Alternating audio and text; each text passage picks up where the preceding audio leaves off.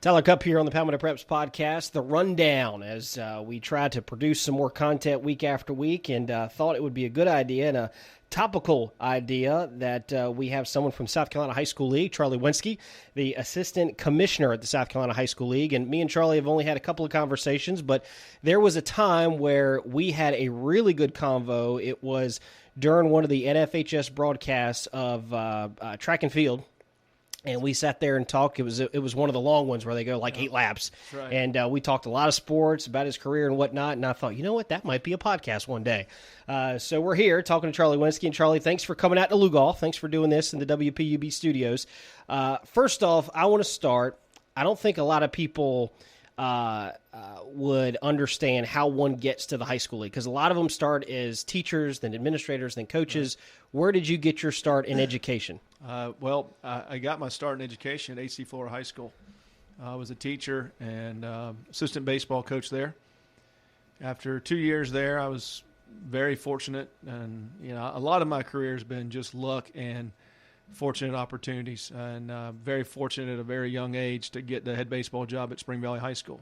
Were you born here? Nope, born in Anderson, born and raised Anderson, South Carolina. Went to the College of Charleston. Okay. Realized, right after college, I couldn't afford to live in Charleston as a teacher and live the way I had been living as a college student. Mm-hmm. So came to Columbia for some other various reasons as well, but I had met Andy Hallett through some travel baseball stuff. I had coached some kids that went to Florida. Met Andy Hallett a couple years prior, and he just said, if you ever want a job, call me. And the stars kind of aligned that I came to Columbia. They happened to have a special education opening at the school. Got a job there. On his staff, we had that first year we played for the state championship and lost to Riverside, who was a very, very dominant team for those couple years in 3A. And the next year played in the lower state finals. And Spring Valley had an opening, and I guess from the success we had at Flora, they, and some other people probably turned the job down. They probably said, okay, well, this is what's left, and he's coming from a good place. And they gave me a chance, and, I had great 7 years out there, a lot of great players, some great teams, and then opportunity to come to AC Florida. The AD job opened. It was something I wanted to do, to be an AD eventually, and I just felt, it's here, it's now, and let's take a shot at it. Let's go for it, and if it doesn't work out, I can always go back to coaching. And I took that opportunity, or applied, and got the opportunity to go to AC Florida. And again, I think at the time I was 31, 32. Wow, 31 years 32, old. 32. I was just turned, right at 32. Maybe it just turned 33. So. And you were an AD at 32. Yeah, and I was kind of at a 3A school that was, at the time pretty successful. And of course they've had a lot of success in the last decade, and it was in all sports. Yeah, and so it was kind of like I got this chance, and very overwhelmed for about 6 months, and then once you kind of started settling in, and I had an advantage. I lived in the community already, so I kind of knew a lot of people. I'd been there obviously for 9 years living there, so I knew a lot of people in the Forest Acres area, knew a lot of coaches at the school, so I had some advantages that other people didn't have in other places when they get started. So that helps being an AD, knowing the community, knowing the area, because you're running a business. Let's be honest. That's right. You're overseeing a business. That's right. The business that is high school athletics and the gate. You hear that term all the time, but you're fundraising in a way. I mean, you're trying to get folks and businesses to support your sports so you can have better facilities and all that kind of stuff. Yeah, and you're trying, and really it's just organizing people. It's getting people on the same page to do the same thing. And I was fortunate because the community there, the people there, they all had the same vision, same goal, which was just to be successful and competitive. Mm-hmm. Nobody set out and said, hey, let's go raise a lot of money and win championships. They just wanted their kids to have nice stuff. They wanted to have nice uniforms, nice equipment. So it was just kind of, and they wanted their kids to be competitive. And it just kind of just took off, and was very fortunate there. And, again, 4 pretty good years there. And I don't think our success at Florida while I was there had anything to do with an opportunity to come to the league. I think the league was based on what I'd done in the past. And, a job came open there. Bruce Hooligan was retiring. And I'd known Bruce for a number of years, and just from him being official and him being at the league. And, he just kind of one day, he just kind of said to me, he was umpiring a softball game, I think, and he just said, hey, you ever thought about applying for this job? And I said, no, not really. I don't think I can get it. And he says, you never know. You ought to apply. And I applied, and very fortunate that Commissioner Singleton, saw enough in me to hire me and give me that opportunity. And it's been 5 years there now, so it's kind of just, and I love what I do. Take me through the interest in a job like that, because it's only a handful of people in that office. Yeah, well, take me through. Okay, I want to do this because. Take me through that. Well, for me, it was. I think year one as a teacher coach, I realized I didn't want to be a teacher for the next 28 years. Sure.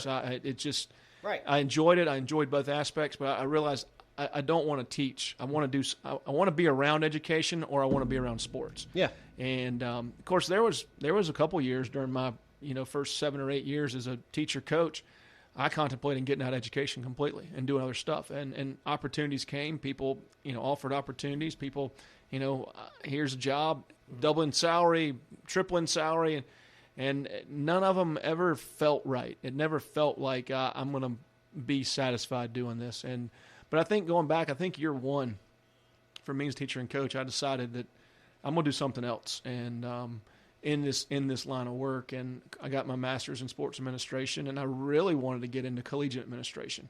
But at the time, I was making a little bit of money from a teacher, not a lot, but I was making. But to go to that route would be a pay cut, and like I used to always tell my baseball players, do whatever you want to do right when you get out of school before you start making any money, because once you start making $30,000, you can't live off 15 again. It's hard. That's right. Once you start making 80, you can't go back to 40 That's to well do what said. you want to do. So if you've never made any money, go make 12. Yeah. You think you're rich. You don't know any better. And so that was kind of the obstacle for me was, and again, I had some chances to be a volunteer baseball coach at a couple college, go back to the College of Charleston. I got an opportunity to go back there twice.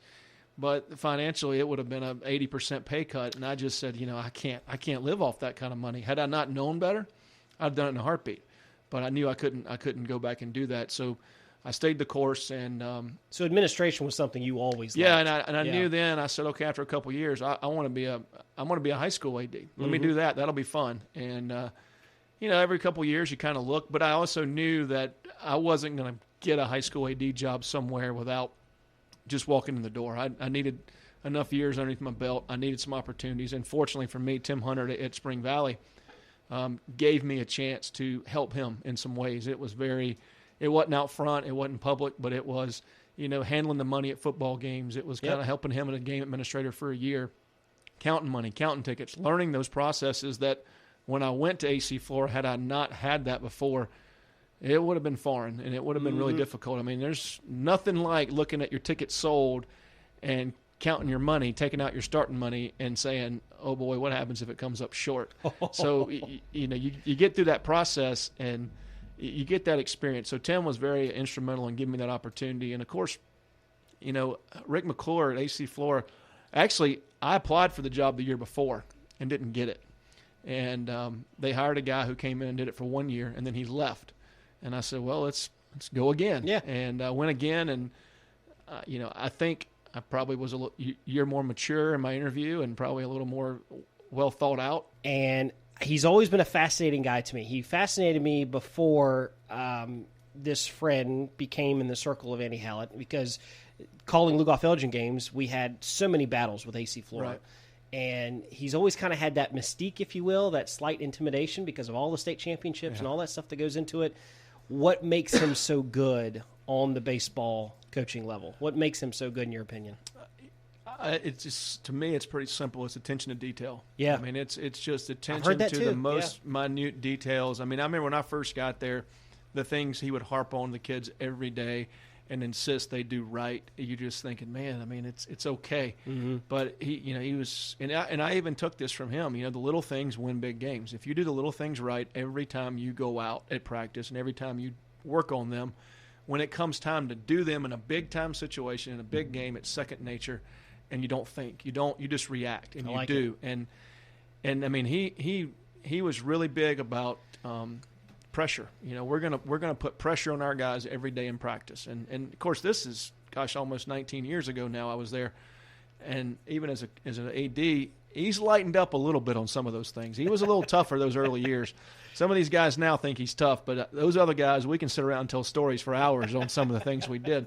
But he was just really big on the pressure points in practice. We're going to turn the pressure up. Everything's going to be 2 outs last inning, second and third, tie ball game. We lose if we don't make this play. Here's the ground ball. Wow. And if we don't make it, here's the consequence. Sure. And it's not just we're losing mentality-wise. We're going to do X, Y, and Z and then come back and do it again. And we're going to keep doing this for 15, 20 minutes. Now we're getting to bunts. It's the same so it's all about dialing the pressure up during the time you can control it. And then when you can't control it, it's not pressure anymore. It's not you're used to it. You've done it every day, all day.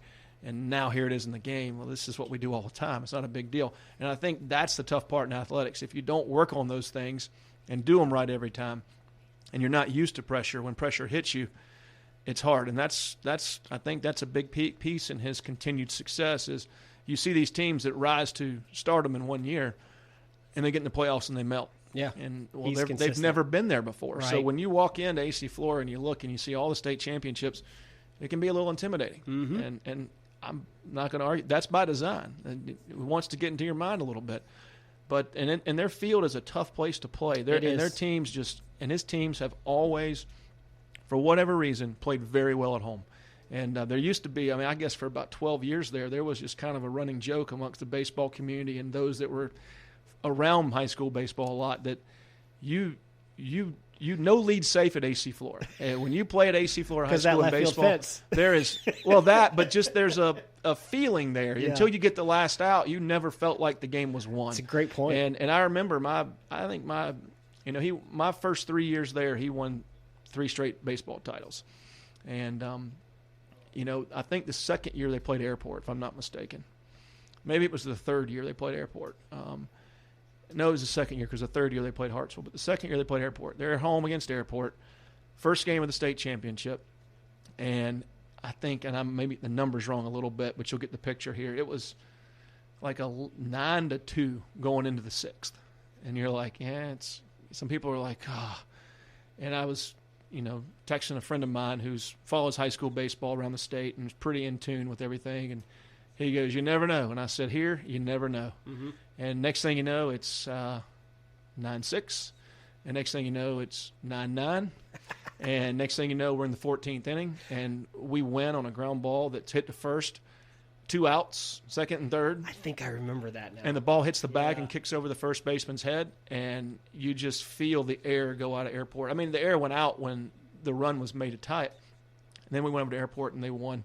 They won pretty easily the second game, but there the stage is set for them to win, get the advantage, and that's just a prime example of that place is so hard to win. And we joke because a couple of years ago they redid the fence line, and they redid the field. Yeah.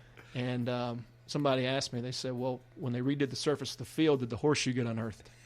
And I said no, but I did tell Andy. I said, I wonder if the mystique has been cut out when they redid this field, and he kind of laughed, but.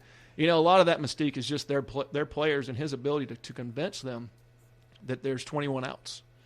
It doesn't matter where you score your runs. It doesn't matter when you score your runs. But you got 21 outs. You score more than them inside of 21 outs, you win. Yeah. Period. And the kids have bought into that, and that's just kind of how it's been. But he's just one of a lot of great coaches in our state. Oh, absolutely. I'm glad you shared that. I've always enjoyed coaching stories like Hallett and a lot of long-time coaches have been doing it and successful as him. All right, some South Carolina High School League business. And again, this is not you guys have talked all the time, and we had a media gathering with Tammy Newman about how the league can be more transparent, and you guys want to do more interviews and whatnot, and I think that's great. I think that's awesome. And some of these questions are really topical conversations that are taking place within fans, within coaches, within media as well. And I want to start on officiating. And I want to start by saying I am the least critical of officials because I know it's a thankless job. All right, even on a broadcast, if there is something so blatant, so obvious that I have to say for my radio listeners, I'm going to say it. Yep. But I know these guys don't get paid a lot. They're traveling all over the place on a Friday night, sacrificing their time. It's, again, a thankless job. But I'm curious on the league's involvement of, and I don't know this answer, of how it goes into training, how it goes into choosing them, how it goes into sending them to different places. I know you guys kind of advertise on social media, hey, we're looking for more officials. Would you like to, do you have a passion for the game? Would you like to, give your time? So what is your all's involvement when it comes to officiating? Well, we're fairly involved. I mean, that's kind of a fair statement. we're not their employer. And obviously from a financial standpoint, that's the best thing, because if you get into employment, you get into overtime and all those other compensations that go in. And to clarify, the schools are paying them. The officials are independent contractors. Right. The schools are paying them to contract for the game. So they're the independent contractors. But as far as the officials across the country, there's a shortage. And thankfully in South Carolina in football, we haven't experienced what other states have. Some other states have had to go to a Thursday-Friday model and force schools to play on Thursday to cover their games. Some of them had to cut back from 5 officials to 4 on games. Some are having to cancel games because they don't have enough officials. So thankfully we're not there. We're fairly healthy. As I told a reporter earlier in the season, we're kind of a glass half full. But to use the analogy, when you go eat at a restaurant, if your waitress always lets your glass get to the bottom before she fills it back up, you're a little frustrated. Yeah. But if she's always topping you off when it gets half full, you're going to give her a pretty decent tip. So we want to keep that glass moving to the top versus we don't want to get to the halfway point and drop. So we're in a good shape. I talked to Ronnie Matthews, who used to be our commissioner and actually had my job and oversaw officials for a long time in football. And I asked him, I said, Ronnie, 30 years ago, were y'all ever worried about official shortage? And I can't repeat his response on air, but he did say, absolutely. I mean, yes. I mean, it was no question. We've always felt that. It's always been that case. I mean, we're at a point right now, if 200 officials decide tomorrow that, hey, I'm 55, I'm 60, I've been doing this for 30 years, I'm quitting next year, we're 200 down. We're not getting them in 200 at a time. We're getting them in pods here and there, but we're probably averaging about 20 to 25 new officials a year that are sticking around. So our goal is to try to get people interested, but to keep them in for 3 years. Yep. If we can keep them for 3, the statistics show that after the 3rd year, if you've kept them around, they're going to stick around for another 10 to 15.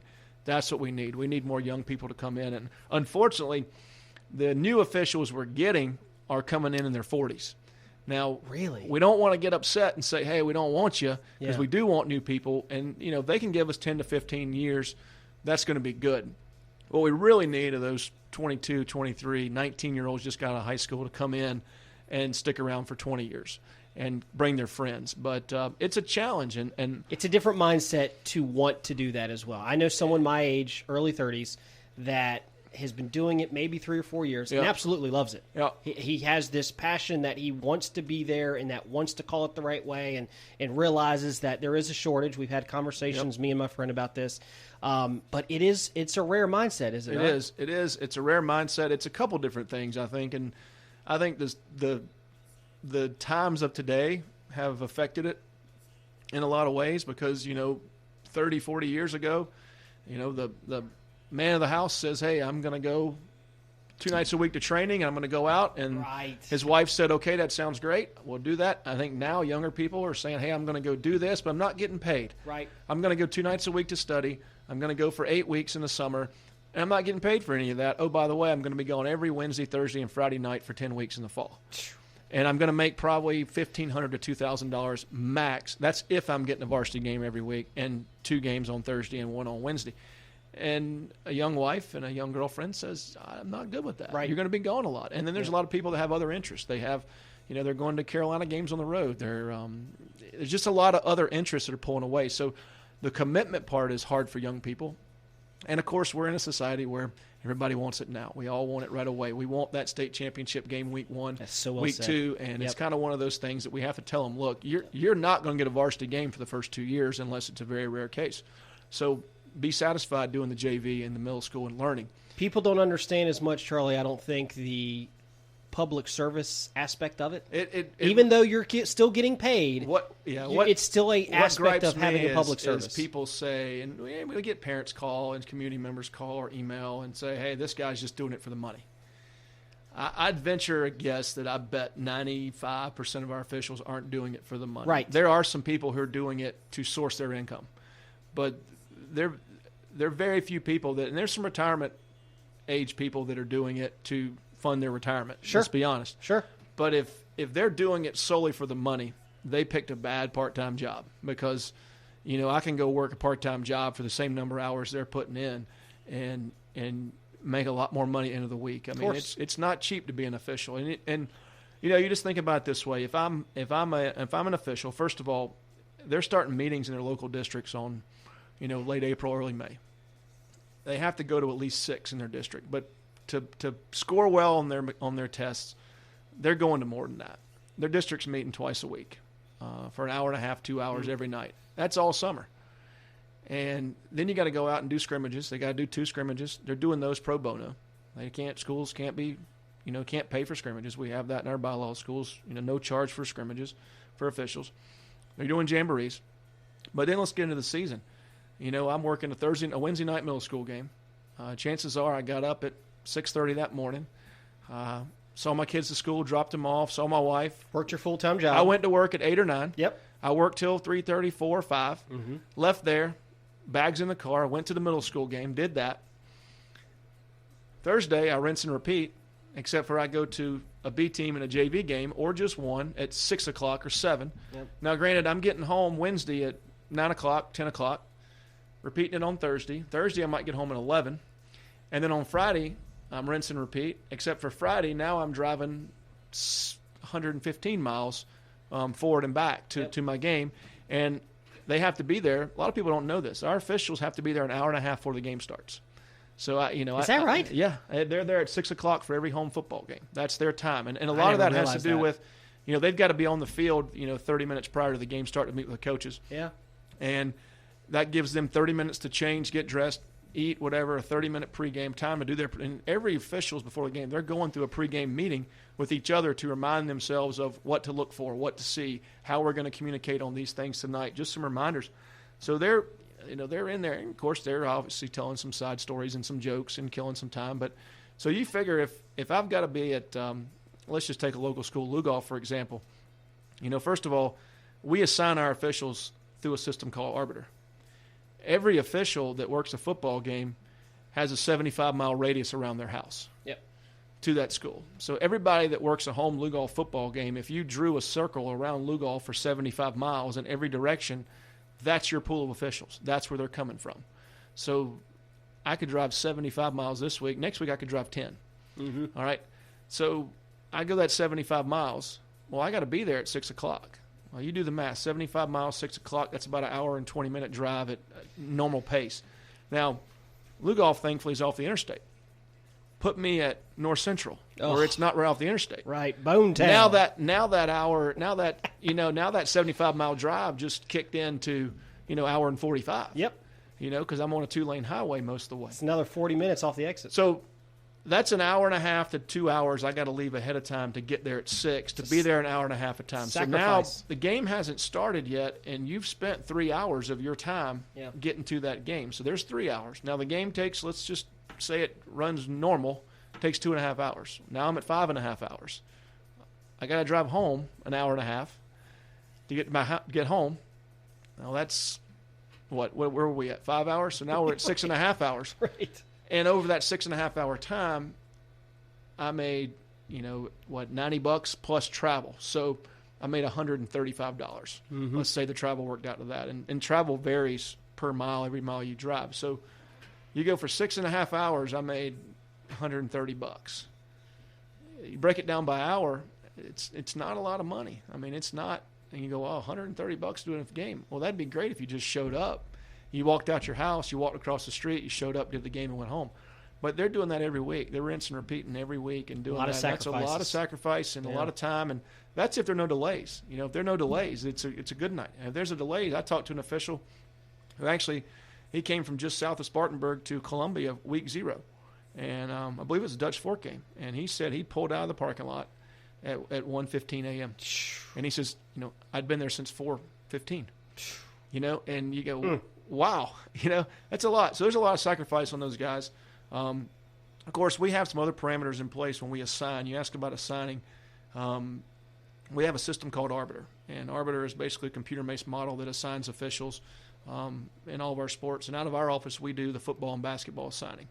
And we have some criteria in place. First of all, you have a 75-mile radius in football and basketball. Then you got a 60-mile radius. In football, you can't work for the school where you live.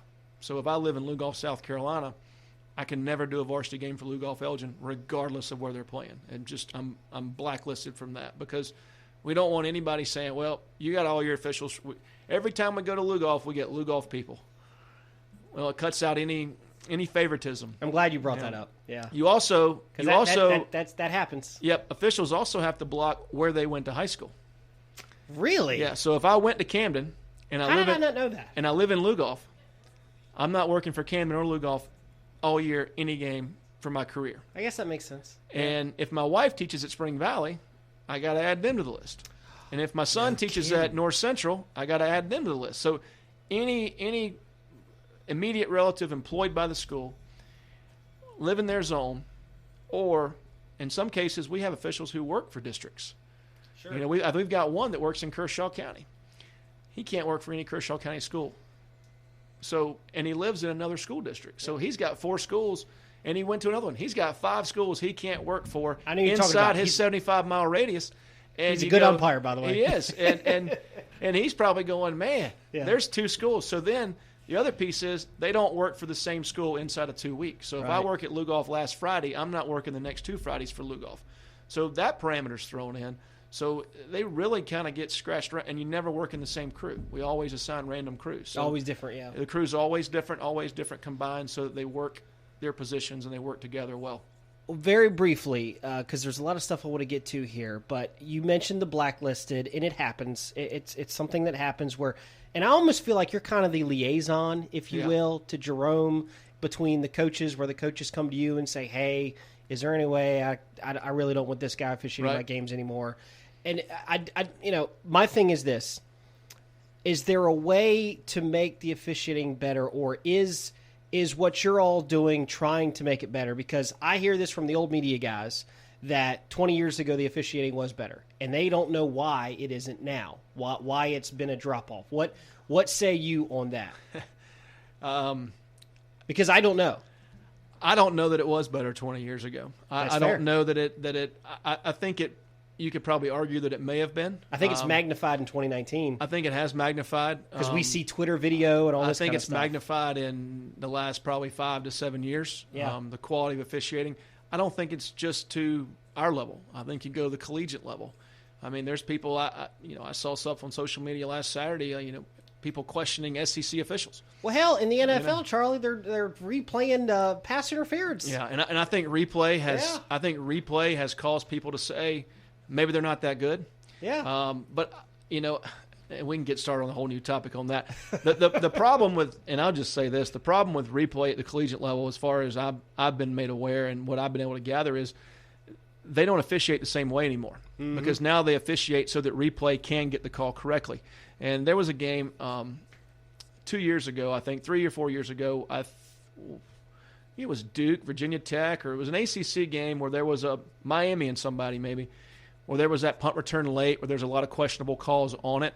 And the first guy, the punt returner gets the ball, and the first replay should have shown the knee was down. Well, the official on the side, and I happen to know who that official was because he's one of ours, he didn't call him down. If he blows his whistle and calls him down, replay can't do anything else for him. Correct. So when it was close, even though he thought he was down, he let it go, thinking, well, replay will catch it. Replay doesn't catch it, and guess what? He's hung out to dry just like the replay guy was because replay didn't catch it. And had he not had replay, he probably calls the guy down, and it's over. But these guys and ladies, and I say ladies, we've got 6 ladies now in high school officiating. We had one run the clock for us last year in state finals. They're going through. First of all, if you've never read the football rule book, I challenge your listeners to do that. Sure. Because the language in the football rule book, and then you go, oh, wow, I don't even know what this thing's saying. I mean, until you kind of really understand what it's saying, it's hard to follow it. So they're spending all summer reading this thing and refreshing themselves on it if they've been around a while. They've got videos. They're watching videos. We get clips during the year from schools, from coaches saying, hey, I think they missed this. I think they missed that. And you probably get that every week. Every Monday. Yep. Every Monday the inbox is full. Oh. Tuesday it comes. Sometimes they come on Wednesday. Usually, I appreciate the Wednesday guy. Hey, didn't cost us the game. Didn't make a big deal, but here's some plays I wanted you to take a look at. I would probably say, it's not fair because the percentages change, but there's some egregious mistakes. They make mistakes, but you look at it and you say, we're dealing with humans. We're dealing with the human element. Humans are going to make mistakes. Yep. And you know, I look at it from a standpoint, and I'm kind of in between the coaches and the officials. I work for both, right? So I really work for the schools. So my allegiance really is more to the schools and the coaches. But at the same time, I have to defend the officials because we want to keep those guys around too. But reality of it is we don't call coaches out and say, man, everything was going great until you made those 3 play calls that cost us the football game. Right. Man, the quarterback was playing great. And, you know, hey, the official makes one call. Bench the official. Well, do we bench the quarterback when he throws a pick six for the rest of the game? Right. We don't do that. So we kind of take our frustrations out. And you got to remember, this is the most neutral group in that stadium. These 5 guys are the most neutral people. They don't care who wins or They're loses. the only 5 in that stadium who has no dog in the fight and doesn't care who wins or loses. So I've never met an official who said, you know what, I'm going out tonight and I'm going to have the absolute worst game I've ever had in my life. Tonight is the night. I'm doing it. Here it is. You know, it doesn't happen that way. Do they make mistakes? They make mistakes. Do they mean to make them? I don't think they mean to make them. But I think you nailed it earlier when you said in the society we're in, we want results right away. We do. And I feel like 20, 25 years ago, were we arguing this much about balls and strikes and holding and things like that? I don't know if we were. Probably, but it wasn't. But you didn't have it. You didn't have it at your disposal. We didn't have HDTV sitting on your couch. Right. You know, you look back through the history of sports. There's been some questionable officiating calls. Yeah. That have provided talk shows and you know, Sports Center when it got started, great material. The tuck rule was ridiculous. But now, yeah, I mean, look at that one, right? And that had replay, and that had replay. They still got it wrong. So you know, I don't know. I think to me the social media aspect is the hard part because now you've got and I've always believed this. Social media gives a platform to everybody, and sometimes an unintended, uneducated person gets a platform. And not saying the people that are tweeting things are uneducated people, but they might not be fully educated on the topic they're putting out. Fact. Or they are, and how they present it is not necessarily the whole story of it, right? And the other piece of it is it's their perspective, not the perspective of the official. You got to remember, film's in the sky, it shows X, Y, and Z, but I've seen film clips from 2 different angles. One shows nothing, and the other one shows that kid got hit in the face, right? You know, so and that's just 2 different angles. So when you put yourself to really know what the official saw, the only way is put a GoPro on his hat on all of them on every play because they can't see everything. They try to see it. They call what they see and they do their best. Yeah. And that's all we ask. Do your best. If you make a mistake, let's look at it. Let's see what we did. Let's learn from it, and let's not go backwards on it again. So we take every opportunity when we make egregious errors or we make minor errors or things that we see consistent patterns and problems with in all parts of the state. Here's it. We get all of our officials. Here's the videos from this week. Take a look at them, review them, and then we send out bullet points every week. And then you try to correct it. Yeah, things we need to watch for. We need to watch for blocking below the waist more. We're not doing a good enough job. Right. We need to watch for linemen downfield. We need to continue this. We need to watch for blindside hits behind the play. We've missed a couple of those in the last few weeks. But you think about it, if the average football game is getting 120 plays a game, if we've got 100 games, right, that's what, 12,000 plays? Mm-hmm.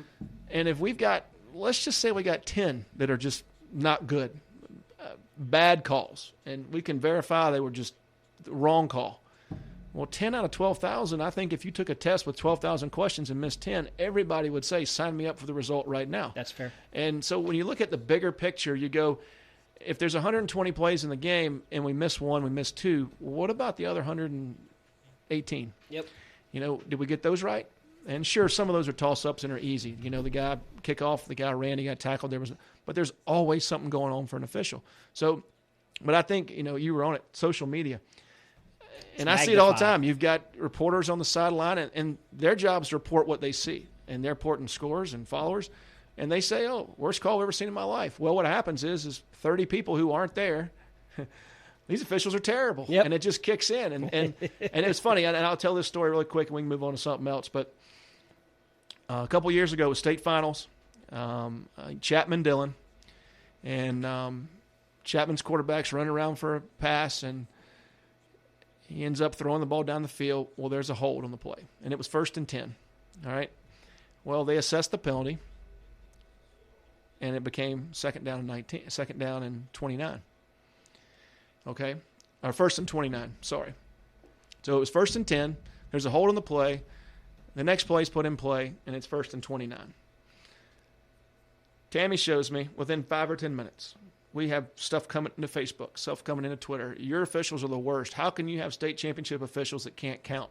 How do they know there's no holding penalty that's 19 yards? Calls Monday. Your guys are terrible. How do you have these officials in a state championship game who add 19 yards to a penalty? Either they added 19 wrong or they can't count. And I just kind of laugh it off because in high school football, holding behind the line of scrimmage is penalized from the spot. The hold happened 9 yards behind the line of scrimmage. It's 10 yards from the spot, which essentially makes it a 19-yard penalty. In college and NFL, it goes from the line. It goes from the previous spot. Different rules. But in high school football, they were right. And Tammy's like, we screwed up. And I said, we didn't screw up. We got it right. I watched it. We got it right. They did their job. So then that's when I go back to the uneducated piece of it of, are you fully educated in all the rules? And there are not very many people that are. There's people that think, oh, well, he threw it away. It's outside the tackle box. We don't have a tackle box in high school football. Yep. It's an uncatchable pass. Doesn't matter. Still pass interference in high school football. So he threw it 30 rows deep in the stands. It's great. Guy still grabbed him when he threw it. So there's a lot of nuances in high school football that people don't realize. They listen to Gary Danielson on Saturday. They listen to Kurt Herbstreit. They listen to these guys, Chris Collinsworth on Sunday night, and they hear Gene Steratore coming in and talking about rules, and those are rules for those levels. Our levels have, there's about 7 to 10 different rules that we have that are intricately different than those that change some pieces to the game. Boy, that was outstanding. People just don't understand the rules. That's fact. And no, don't get me wrong. There's people do understand most of the rules, but there's some pieces of it that they don't get. The mass majority. And you know what? I'm included.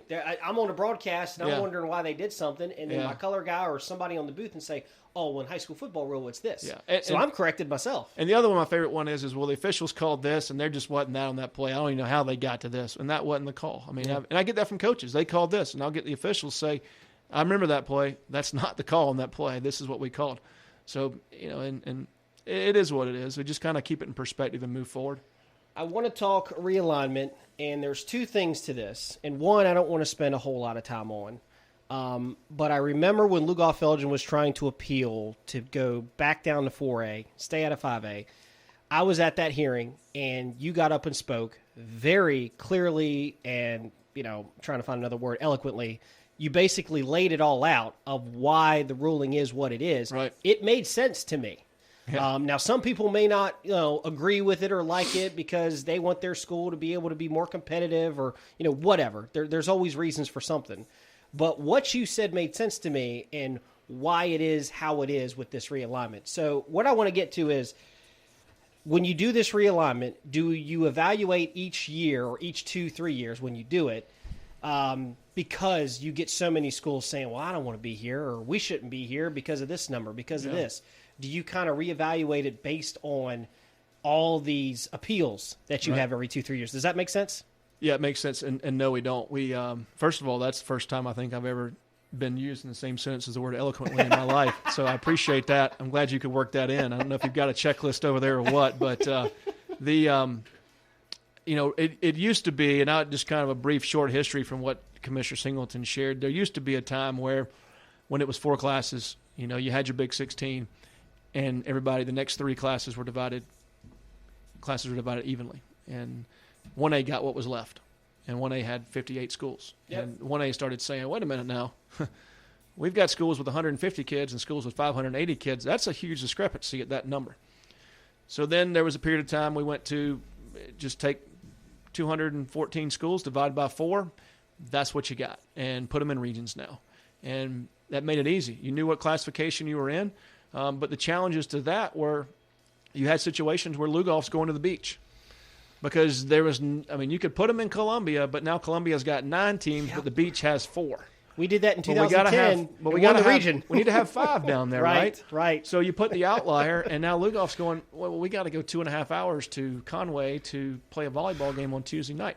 So, and see, people always think football. They're not thinking the rest of the sports. Yeah, and that's And what's interesting is football is the least of anybody's worry because it's a Friday night game. And they're not thinking about that 2-hour drive on a Tuesday. You nailed it. Yeah. No, but or you go backwards and say, how about a JV and B team basketball game on Monday night? And if you're trying to play everybody in your region, that doesn't work. I had an AD tell me he does not want kids on a school bus after midnight on a Wednesday. Or any night of the week. Well, you would prefer any not night, to. but he said midweek. He said, I just do not want a school bus full of volleyball girls on a bus after midnight. He said, because then I have to explain why to the parents. Yeah. Why they're not back. And that's a challenge. So when we went to 5A, and I can speak from being in the office of this, when the first 5A came, there were no blueprints. There were no, here's how you do it. No parameters. Here's what to do. So what we did is Commissioner Singleton got feedback from the membership in the March meeting. What do you want? You want close proximity? Do you want geographics? Do you want like-sized schools? What do you want it to be like? And everybody says, we want similar-sized schools. We want them to be closer than they've ever been. It's why we've gone to 5 is because there's too much discrepancy. Obviously, I think the football having 7 state championships kind of spurred a lot of it too. But we want close proximity in numbers, and then we want geographics to play next. And then obviously rivalries. And so you go, okay, well, you got 216 pieces to the puzzle, and there's 4 pieces that won't fit in any pattern that you make the puzzle. Yeah. There's no shot. So it's like if I handed you a box and said, look, here's 216 pieces, but you'll never complete this puzzle. It's impossible because I got 4 pieces that don't have a match, no matter how you make it. There's no match for them. You go make the best puzzle you can make, go. And you add 3 other people to do that, and then you're going to combine your efforts and say which one makes the most sense. And then you put it out knowing there's going to be at least 4 that are going to say, wait a minute. They're going to raise their hand and say, wait a minute. But then the opportunity comes for all the others to say, well, we're not a 2A school. We've never been a 2A school. Well, that's because it was divided down evenly for so many years. Well, now the numbers dictate you are based on what we've done. So then we go to the next realignment. Same process, same things happen. And all of a sudden, because numbers have grown and schools have fluctuated, and you try to look at it and say, hey, if maybe we could keep them in 2A but if they could also go to 3A. In 2A, they're going to average an hour and 15 minutes on the bus, but if they go to 3, they're only going to average 47 minutes on the bus. Well, let's put them in 3. It makes more sense to us. I mean, sure, they'll be happy with it. And then a school comes in and goes, well, wait a minute. We're not 3A numbers. We've never competed. We can't compete with this school. We can't compete with that school. We'd rather drive an hour and 15 minutes. So the arguments change, and their perspective is what it is. And I think that's why you saw so many appeals last time. Obviously, in a school like Lugoff, they've kind of gone up and down for a number of years. Fluctuated. So what we've got now is the realignment's been changed a little bit. It used to be predicated on the 135-day count. And, of course, that's what, March-ish, somewhere in there it would come out, February. That was about the number date. So all the kids in your school on that day counted towards your realignment number. And then we do realignment for the spring, in the spring and the summer, and then release it in August. And then the next August it would implement. Well, the membership said, those numbers kind of skewed, so they want a 45-day count. So we're going to use a 45-day count for next year's realignment. Well, the 45th day of this school year, which will happen mid to late October. And one of the things that we've done is the membership has asked for, and we've put in place for them, is there's going to be a realignment committee. The Principals Association is going to select 2 reps. The Superintendent's Association for the state selecting 2 reps. The Coaches Association is going to have 2 reps. So they're all involved. And the ADs Association is going to have 2 reps. Yeah. Well, nobody wanted to do it. They all wanted the league office to do it. Okay? Yeah. And it makes sense because when you put somebody from a school in there, you can always, whether they're neutral or not, you can always say they favored it for their friend or this. So that group, those 8 people, what they're going to do before the numbers come out, they're going to start meeting, I think, next week, or 1st October. They're going to put the parameters on it. In other words, even number of schools in each class, even number of teams in every region. What is the number count? They may say, hey, if you're at 1,400 or above, you're in 5A. If you're at this number above, you're in 3A. So they're going to come up with what the parameters to putting the puzzle together is. Here are your directions. Here's your rubric. And they're going to put all that in place before anybody knows what those numbers are. So nobody can say, hey, well, Matt Campbell was on that committee, and he manipulated this committee to make sure Lugoff was not in region with these two schools. He wouldn't have the knowledge to know that if he's on that committee. So this committee will do all that. Our office is going to help them understand all the challenges to anything they're about to do. That's going to be our role, is say, look, here's some challenges to that, because we've seen it. We've done it. And, for instance, if they say, hey, you got to have even number of schools in every region, but we're only taking 36 in 5A. Let's say that's what they come up with, and that's, for your listeners, that's 100% hypothetical. Sure. Probably 200% hypothetical. Sure. But let's just say that committee comes out and says, look, 36 schools in 5A, no more, no less, but we want even numbers of schools in every region. Well, let's say Lugoff Elgin's the 36th largest school based on the 45-day count. Well, Sumter's in there, West Florence is in there, Conway's in there, Socastie's in there, and Carolina Forest is in there. So there's 5 schools. But the parameters say even numbers of schools in every region. Well, guess where Lugoff's going to go? They're the next closest member. They're going to be back in that beach region if that was the parameter. They'll go down. So our point is to say, look, here's some challenges if you say this. Here's what could happen. Now, the problem is with South Carolina, and you know this, there's so many pockets of rural schools in rural communities that are either large or in 1A's case, they're small. Yeah. But if I'm a larger Marlboro County, Sherrall got the 3A numbers. There are not a lot of 3A schools around them. There are not a lot of 4A schools around Marlboro County. And Marlboro County's always been in that boat when they've had to drive, and they've always had to go to Conway. Sherrall, too, has always been and in Sherrall's that kind boat. of always been in that. Yeah. But every pocket of the state has a school or a couple of schools that fit that bill. Now, if you live in Columbia, if you're a school in Columbia, chances are you're going to have a like-sized school, unless you were C.A. Johnson for a number of years where they were 1A. There are not a lot of 1A schools in the greater Columbia area. Nope. So now they get shipped to, an hour and 20 minutes away. They got to go to Louisville for all their games. Well, Columbia High School, who's 5 miles down the road, never leaves the greater Columbia area. It just how it falls, it is what it is. 1A, if you really look at it and look at all the 1A schools, 1A is in the biggest predicament because their schools are just scattered. They're scattered. They might have a pocket of schools to make a region, but the next closest region is an hour and a half of 2 hours away. And that just upstate, really gets to them in the – there are very few 1A schools north of Lawrence County. Mm-hmm. And riding the whole upper state gamut, if you ride 85 corridor, I'm not aware of any 1A schools up there. That's why Lamar and Great Falls and McBee are in the upstate, because if they were in the lower state, which geographically they are, but in the lower state, that means the upper state would essentially have like 10 schools. And the upper state would have 26. And you go, well, how's that going to work for playoff purposes? So there are a lot of factors. That's our role, is to help them see all the obstacles to what they're about to place. So they'll put that puzzle, they'll put the parameters on the puzzle, or the rubric, if you will. Then the numbers will come out, and then our office will take the rubric and the numbers and put them together. The elephant in the room when it comes to this realignment, and there was an article in the Post-and-Courier that came out yesterday that everybody had an opinion on, was some sort of off-the-field issue with Wando and Oceanside Collegiate, one of the new schools. It's been a topic the last 10 years where you've had, Bishop England dominate volleyball, girls basketball. You have Gray Collegiate in the Columbia area. They've won some basketball championships. They never really dominated football, but I think more of the issue is, why do some of these schools, Legion Collegiate just opened in Rock Hill, apparently they're closing at 12 or 1, and they get to practice in the afternoon. There are stories of them recruiting. I don't know any of that for a fact. But what is the challenge for you guys at the high school league when schools are coming to you, or do they come to you and complain and say, oh, well, this school shouldn't be with us, they should be in a private league? I've always kind of believed, and this sounds kind of brutal, if they're paying their high school league dues like everybody else, they can do what they want. Yeah. I know that sounds kind of brutal, but if they pay their dues, they follow the rules. If they pay their dues and follow the rules, we treat them like everybody else. So what is the challenge for you guys when you hear or see a story like this? It's the same challenge as if you've got a public school that you hear a story or see a story about. Right. There's you just do your research. We get reports all the time of public schools not following the rules. We get reports all the time of charter and privates not following the rules.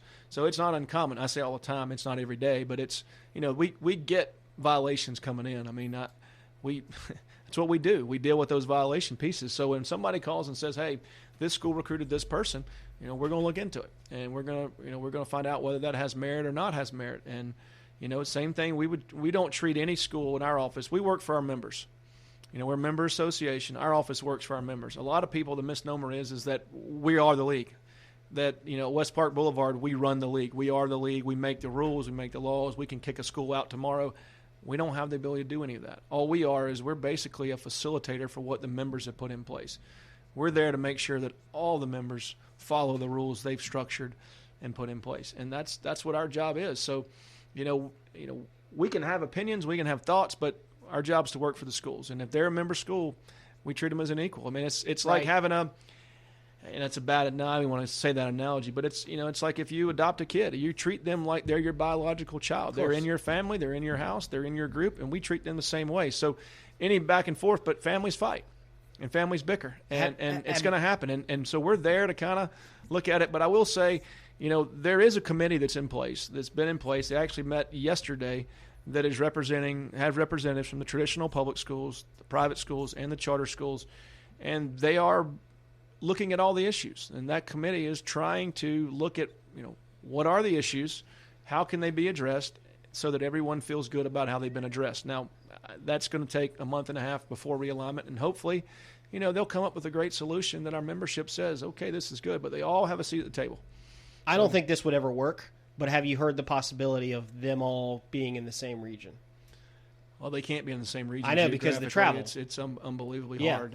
And that would be like saying, hey, if you're at 1900 above, you're all going to be in the same region. They just want to bunch them all together, which I don't think you can do. Yeah, and you can't, because they're two different models. I mean, Bishop England and Christ Church is even the private schools are different models from each other. Christ Church is a K through 12.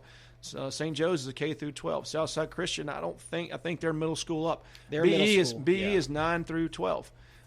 So they all have different aspects to them. They all have different, academic programs. The charter schools, you can't lump them all in and say they're all the same, because they all have different models. Some of them are there because, like Midland STEM, they're a science and technology and engineering and math school. That's what they're there for. And they're in Fairfield County, and they're trying to build that program in Fairfield County for students who want that That's different from what Gray's offering. But so everybody, you can't just throw them all into one pot and say they're all the same. They're not. They're all different. Just like all our public schools are different. I was at AC Flora, and I think Dreer had Chinese. We didn't. And there was a time Flora had Russian and LR and Dreer didn't. So you can't say, well, all those schools have those foreign languages. Well, everybody doesn't. So everybody's got different academic programs. Everybody's got different academic models and different class structures. Some public schools offer you the opportunity to take a sport-specific class during the day. Their principals and superintendents say, hey, we think this is a great part of the academic environment. We think we can work this out. There's superintendents and districts and boards that say, absolutely not in our district. We are not having that here under any circumstance. What do you think the end game will be with the private and charters? Do you think it'll just always kind of be this way? You'll always hear the rumblings, and you'll always kind of hear complaints, oh, well, they shouldn't be competing with the public. What do you think the eventual end game will be? I don't know the eventual end game of it. I think it's always going to be a back and forth of some people. People are going to have their opinions. Obviously, there's social media, and you're going to have people out there putting things out that they're not the whole story or the whole facts. But what I do know is they're all treated the same. They're all treated the same by us. Nobody has an advantage over I've heard, well, these charter schools and private schools have a statewide attendance area. Well, that's true for academic purposes. For enrollment purposes, I can live in Kershaw County and I can go to Gray Collegiate, and they're going to accept me because I'm a South Carolina citizen. Pay the money. Doesn't make me eligible for high school league sports. Gray Collegiate, for example, is attached to Brooklyn Casey High School. If I live in the attendance zone of Brooklyn Casey High School, I'm considered having lived in Gray Collegiate's attendance zone for eligibility purposes. So outside of living in that zone or living in that district, I don't have the ability to have the transfers that Brooklyn Casey has. So they have all the same benefits that Brooklyn Casey has, nothing more, nothing less.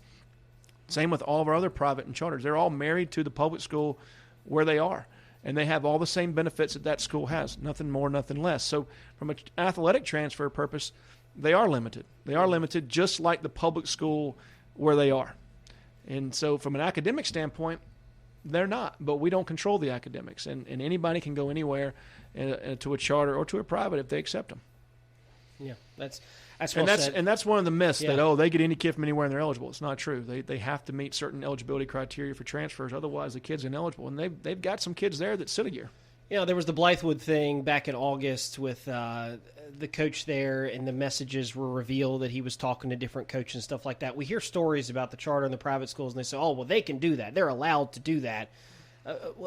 When you hear something like that, what do you think?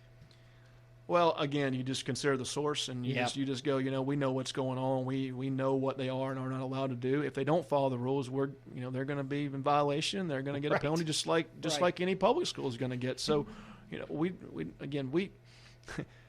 200 and will be 20 members now, I think, right at 218, but treat them all the same.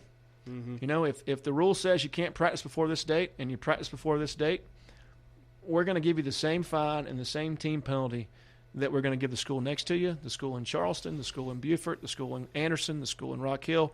We don't care how many state championships your coach has won. We don't care how good your team's going to be this year. The penalty applies to the program and the school that committed the violation. And our job is to be consistent in that. So, I can remember doing ejections and suspensions of those. Tell the schools all the time, look, I'm going to handle this the same way tomorrow when it comes in. I'm just telling you. Yeah. I don't care how good this kid. Well, this kid's the best player. He's the best kid in school. That's great. But he still did this. We still have to address it. You don't say, hey, that 5-star offensive tackle committed a hold, but because he's a 5-star offensive tackle, we're not going to throw the flag and we're not going to have a penalty.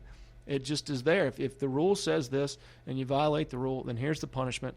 We apply it. We do it consistently. And we treat all our schools that way. So you just consider the source. I've got about 6 or 7 minutes before this thing cuts me off. This is a really good conversation. Charlie Wentzky is assistant commissioner with the South Carolina High School League. Couple of rapid-fire questions.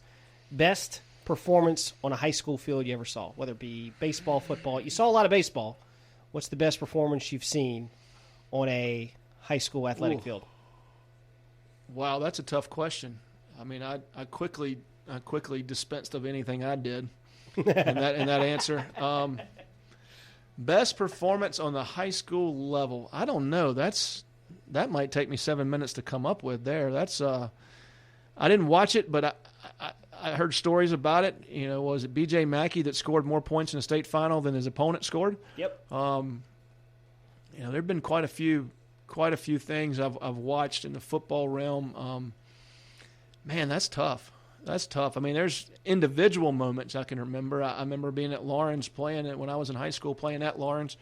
And I don't know if you're familiar with their setup at baseball, but their baseball I am, yeah. Baseball field. And there's their football stadium, which goes pretty high. Mm-hmm. And I watched Charles Peterson, who he hits a ball over the football bleachers there. And you're just like, wow, that's pretty cool. I didn't know anybody could do that. I didn't know it was physically possible. Of course, I was in 7th grade at the time. And, man, what are some of your favorite? I'll never forget when I was at Spring Valley, we had a transfer come in legally and eligible-wise, and it was Taylor Guerreri.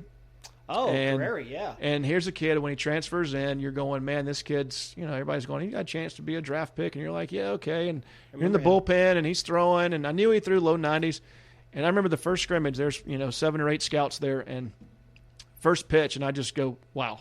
And I find out it registered 98, and you're just like, there that is, you know. It's kind of like, wow. So, watching that was pretty cool. Seeing that, man, there's just a lot of moments. I don't know. I remember at Flora, for me, our basketball team winning a state championship. I watched a kid in soccer at Flora win a state championship. I think he scored 5 goals in the state finals, and one of his best friends gave him 5 assists. Yep. And I think the kid had like 6 goals the whole year. So, shout out Josh Staley, one of my favorite guys. Yeah, Josh is a great guy. He's the best. But, give me some of your favorite atmospheres around the state. Well, growing up in the upstate, there was something about Easley for me. Okay.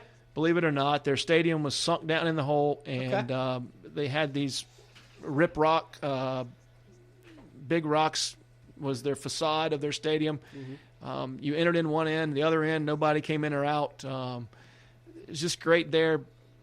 In baseball, the atmosphere there was it was just an old mill village where the baseball field was kind of stuck out there in it, and great atmosphere there. Of course, obviously, always being at home at West Side in football, you thought you had a great environment until you go out. I've never been there, but I've always heard Ware Shoals is a great environment for football. That's one of the bucket list items I want to go to. Sure. I've always wanted to go to the reservation in Gaffney. Never been out there. I've never been there in person. I've been there on TV with everybody else. We played in the playoff game at Monk's Corner in football at Berkeley. Ooh. That was pretty intimidating. That's a fun one. That was I a did great one 2 environment. years ago for Lugolf. The Kellytown, I played a game at Kellytown in baseball, and I played a football game there. Shout out Yuga Bears Fried Chicken. That was great. But I will say, from a coach standpoint, my favorite atmosphere, venue, baseball-wise, hands down, is Mike Johnson Park at Georgetown. It takes the cake. Really? It takes the cake. It's just I don't know what it is. It's kind of that atmosphere around it, with the city streets and the blocks. You feel like you're at a Wrigley Park. You feel like you're in Fenway from the outside. You can't see out. You can't see in from behind home plate. Now, wait, is that the field where you can see the bridge? No, that's the IP Classic. That's where the IP Classic is played down in Georgetown. Okay. So you've got this the old football stadium bleachers across the whole outfield fence. It's just in the mystique of the IP Classic and all the players that have come through and played there. From a coach standpoint, to me, that was just like, well, that was baseball-wise. That's it. That's hands down. When I was at the College of Charleston, we played at Rimley's Point. Rimley's Point was had no lights. We had 10,000 bugs every day. I told Monty Lee a couple weeks ago, I think he still has bugs in his teeth from when we played there. Because, they just were all over the place. Gnats, mosquitoes, you name it, they're all over the place, right? But you sit there, and it kind of turns back in towards North Charleston, but sees the river, the Cooper River. And all of a sudden, you see this big tanker ship coming, and it's got, 18-wheeler trailers stacked, like Legos, 15 high by 40 across. And you go, well, that's a big ship.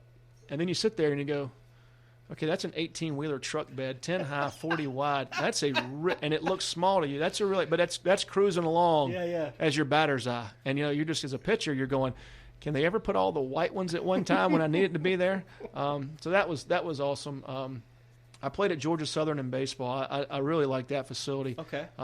And I think we all that played athletics, we tend to go back to where we were successful and where we had good games. I think maybe that's why I like Easley so much, is I felt like I always played well there. But I do think the environment brings out those moments in you too. When you get into a place you're comfortable, you get good. But to me, the environment's great, but it's about the rivalry on the field and how good the game is. I always liked playing at Lawrence when we played against them because we always played well. We always played them. It was always a good football game or a good baseball game, a good basketball game. So, but look, every school has got an environment that's unique to its own in our state. And, it's what makes high school sports great, is the community and the environment that supports it. It makes it what it is. And, we could probably go on for hours about field after field after field. But, for sure. But they're out there. They're there. There's probably 10 or 12 I'm overlooking right now off the top of my head. Is there a coach that still slightly intimidates you or has that mystique about them? No. Or maybe when you first got the job and you had to start talking to a lot of these coaches, was there one where and then you realize he's just like everybody else? No, not really for me. I think I was fortunate in my early career to have opportunities to do some things. You were also an AD, so you talked to a lot of guys too. And not only that, but even outside of high school athletics, I coached some travel baseball, so you get to know a lot of high-level college coaches, recruits. Yeah. And I was fortunate to be a part of some organizations when they were in their infancy that had a lot of really good players. Who were you first starstruck by then as your early career as a coach? Was there anybody? Player-wise, I don't know if there was a player. But No. When you were a coach, were you starstruck by any coach when you first started? No? I don't think so. Not coaching against them. I don't think I ever was. Okay. Intimidated probably just because you were new and you didn't really know. It's kind of like, you walk into, the dance for the first time and you're not really sure what to do or where to go. Or, you go to a wedding where you don't know anybody but the bride and groom. You kind of have to feel your way around. But not really starstruck. But again, I go back to I coached some travel ball, so I had a chance to meet, Jim Morris at Miami and some like college baseball coaches who are legendary. And it's just hey, how you doing? Well, then they start talking to you about your players, and you realize, hey, this guy's just like me. Right. And then I got a chance to work camps over at South Carolina. I got to know Coach Tanner. Mm-hmm. And then all of a sudden you've got recruiting coordinators and these people calling you because you're coaching kids in the summer and the fall who they're wanting to talk to or they're wanting to get information. So it's like your friend, and you become friends with some of these guys, and even some of them now, I still see them and still talk to them. So when you meet a Dabo Swinney or Frank Martin, you're not like, wow, I'm starstruck by this person. it's just it's just a normal person. You realize who they are. I just don't get caught up into I need the autograph, I need the picture, I need all this. It's just how you doing. I try to treat them like hey, they're there to do a job too. Yeah. They're a friend, or they're not a friend, but they're a colleague in some aspects, or they're just a person. I mean, their status is a great football coach, but they're a person. I don't get it anymore because I've been doing this such a long time, but I remember my first couple years covering high school football 12 years ago, whatever it was, when Tom Knotts first came to South Carolina. Yeah. And there was the mystique that, hey, he coached Independence and coached Chris Leak and, all these big-time players that went on the SEC and whatnot and was winning games at Dutch Fork. There was an intimidation about him just because the way he kind of carries himself, but then for the state championship press conference, he showed up in shorts and a collared shirt. Yeah. He was just like every other guy. Yeah, and in my job here, you can't be intimidated by anyone else. You have to kind of talk to him every day. Yeah, you do talk to him every day, and so look, I got a call 2 years ago on the phone in the springtime. We had an issue going on with a program wanting to play, and I got a U.S. Senator calling my cell phone, and he's like, "I'm so and so U.S. Senator." I'm like, "Okay, how you doing? Nice to meet you." I don't vote for you, but hey, it's good. But the funny thing is, I actually knew his son-in-law from growing up. I grew up with his son-in-law, so I was able to say, "By the way, I know your son-in-law." And so we had a 10-minute conversation about him, what he's doing. But I will say, I know you got to go, but 3 weeks ago, about a month or so ago, Commissioner Singleton and I got a chance to go to Alabama and to a football summit, and we got a chance to go watch practice. Well, our group of 15, we were sitting around our tables, and that night Nick Saban walks in, and he sits down, and he starts talking. And I told a couple buddies of mine, I said, and they were like, "What was he like?" Just like you and me. He came in, he sat down, he told a few jokes. Yeah. He even cracked on himself a couple times. But I wasn't starstruck. It was just kind of like, all right, this is Nick Saban. I want to hear what he's got to say. He's arguably one of the best college coaches in the history. But he wasn't grumpy because he wasn't in front of media. And he hadn't started playing games yet. That's right. So we come back. We fly back from Birmingham. We're in Atlanta. We've got to basically hurry to get to our next plane. And I come out of the airport terminal, and I'm walking down in the middle of the Atlanta airport. I just kind of glance, and I said, "That's Herschel Walker." Oh, yeah. And I look at him, and I told Commissioner Singleton, I said, "Jerome," I said, "That's Herschel Walker." He goes, "Where? That ain't Herschel Walker."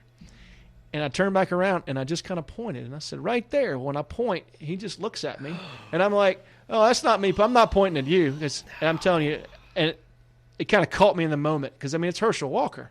He's Herschel Walker, right? And it's just like I remember watching him when I was watching him in NFL when I was a youngster and seeing all his highlights, and it's just legendary. So for me, that's probably the closest I've been. But I don't know if it was starstruck. I think it was more like this guy could just break me in half still right now because he looks like he did when he was 19, right? Maybe a little bigger. Well, Charlie Wentzky, the South Carolina High School League. Charlie, I appreciate this. I got through everything I wanted to get through. It did not expect it to go an hour plus, but it did, and that's awesome. So I think we covered everything. Thank you for coming in, and I think we'll do it again. I want to ask you a lot more questions in terms of I'm fascinated who the best storyteller is, who tells the best jokes of all the coaches, because you talk to these guys every day. Yeah. These guys are calling you every week. Well, there's some out there I can't even name them.